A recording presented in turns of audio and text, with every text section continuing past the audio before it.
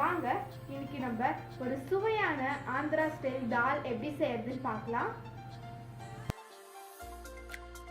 அதுக்கு முன்னாடி என்னோட குக் வித் பிரகி சேனலில் இப்போ வரக்கூடிய வாரங்களில் ரொம்ப சுவாரஸ்யமான வீடியோகள்லாம் காத்திருக்கு. அதை பார்க்குறதுக்கு என்னோட சேனலை சப்ஸ்கிரைப் பண்ணுங்கள். மறக்காமல் கீழே இருக்க பெல் ஐக்கானையும் ப்ரெஸ் பண்ணுங்கள்.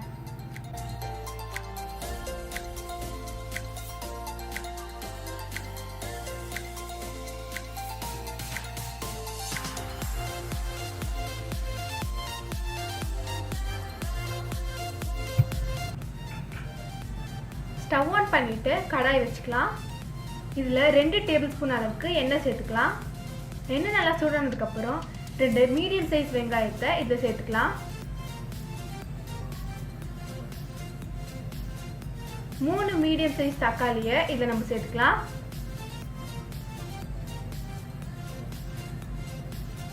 5 பச்சை மிளகாய், அது கூட ஒரு 4 பல்லு பூண்டை நல்லா அரைச்சி இதில் சேர்த்துக்கலாம். சேர்த்துட்டு நல்லா மிக்ஸ் பண்ணிக்கலாம்.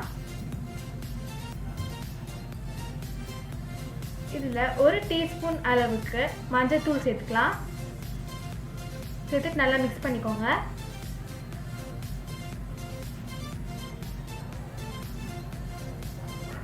தேவையான அளவு உப்பு சேர்த்துக்கலாம். நான் ஏற்கனவே குக்கரில் 150 கிராம் துவரம் பருப்பை 5 விசில் வச்சு எடுத்துருக்கேன். இது நல்லா கடைஞ்சி நம்ம இதில் சேர்த்துக்கலாம்.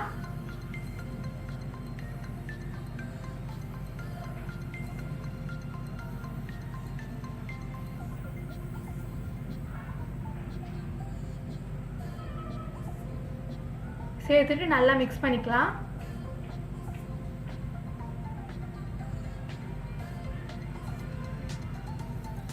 மிக்ஸ் பண்ணிட்டு மூடி வச்சிருங்க.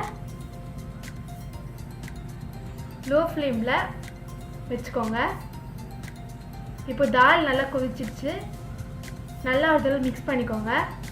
சைமல்டேனியஸாக இன்னொரு கடாயில் 2 டேபிள் ஸ்பூன் அளவுக்கு எண்ணெய் சேர்த்துக்கலாம்.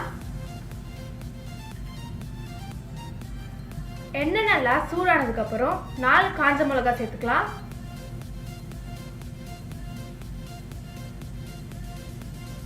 இது கூட 1 டீஸ்பூன் அளவுக்கு கடுகு சேர்த்துக்கலாம்.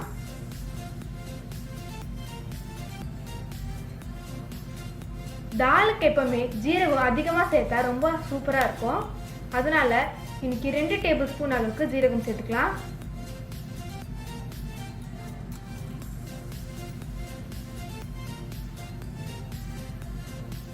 இது கூட 10 பல்லு பூண்டை 2ஆ வெட்டி இதில் சேர்த்துக்கலாம்.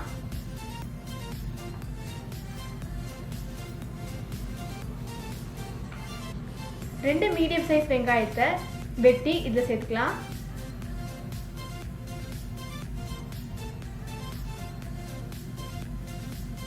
சேர்த்துட்டு நல்லா மிக்ஸ் பண்ணிக்கோங்க.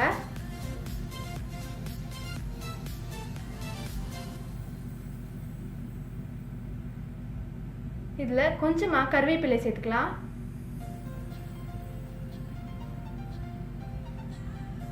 கொஞ்சமாக பெருங்காயத்தூள் சேர்த்துக்கலாம். இது டைஜஷனுக்கு ரொம்பவே சூப்பராக இருக்கும். இந்த தாளிப்பை நம்ம தாலில் சேர்த்துக்கலாம். சேர்த்துட்டு நல்லா மிக்ஸ் பண்ணிக்கோங்க.